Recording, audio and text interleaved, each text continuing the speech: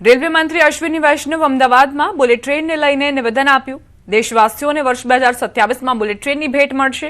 Bullet ટ્રેનની કામગીરી ખૂબ ઝડપથી ચાલી રહી હોવાની વાત તેમણે કરી। બુલેટ ટ્રેનની 80% કામગીરી પૂર્ણ થઈ હોવાની જાણકારી આપી। 2027માં બુલેટ ટ્રેનનું પહેલા સેક્શનનું ઉદ્ઘાટન થશે। પહેલું સેક્શન સુરતથી બિલીમોરાનું શરૂ કરાશે।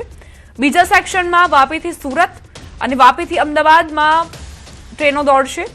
અમદાવાદથી થાણે સુધી સેક્શન શરૂ થશે। અમદાવાદથી મુંબઈ સેક્શન શરૂ થશે।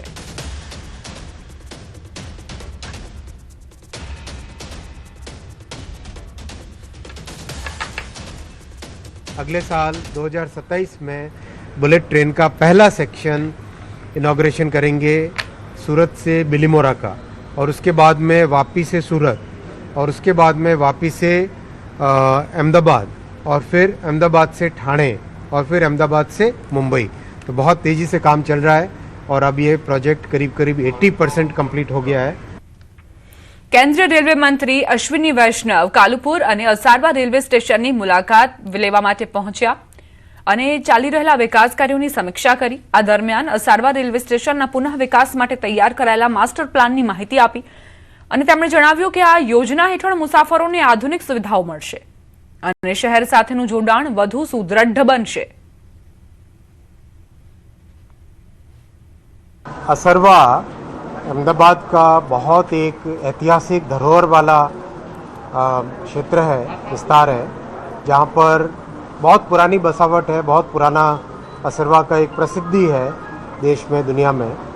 असरवा के स्टेशन को वर्ल्ड क्लास स्टेशन बनाएं और यहाँ की कैपेसिटी को बढ़ाएं, इसके लिए काफ़ी समय से काम चल रहा था। कई गाड़ियों को असरवा से आरंभ कर पाएंगे तो अहमदाबाद की जो डिमांड आती है, तो अब अहमदाबाद की डिमांड को पूरे शहर के अलग अलग स्टेशनों में बहुत आराम से उसको डिवाइड कर पाएंगे। બનાસકાંઠામાં પુલના સમારકામમાં વિલંબ સામે લોકોનો વિરોધ। ઇકબાલગઢથી ખારા ગામને જોડતા બનાસ નદી પરના પુલના સમારકામમાં વિલંબ થતા લોકોમાં રોષ જોવા મળ્યો। 20 થી 25 ગામોના લોકોએ એકત્ર થઈ વિરોધ નોંધાવ્યો અને સમારકામમાં ભ્રષ્ટાચારના આક્ષેપ કર્યા।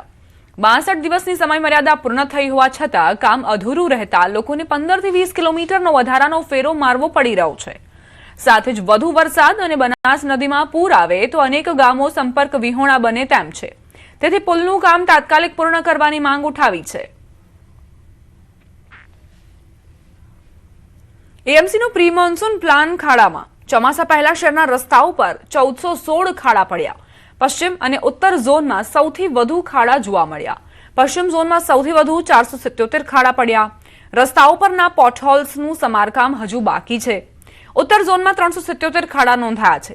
આ સિવાય પૂર્વ ઝોનમાં 216, દક્ષિણ પશ્ચિમ ઝોનમાં 215, દક્ષિણ ઝોનમાં 73, મધ્ય ઝોનમાં 32 અને ઉત્તર પશ્ચિમ ઝોનમાં 24 ખાડા નોંધાયા છે।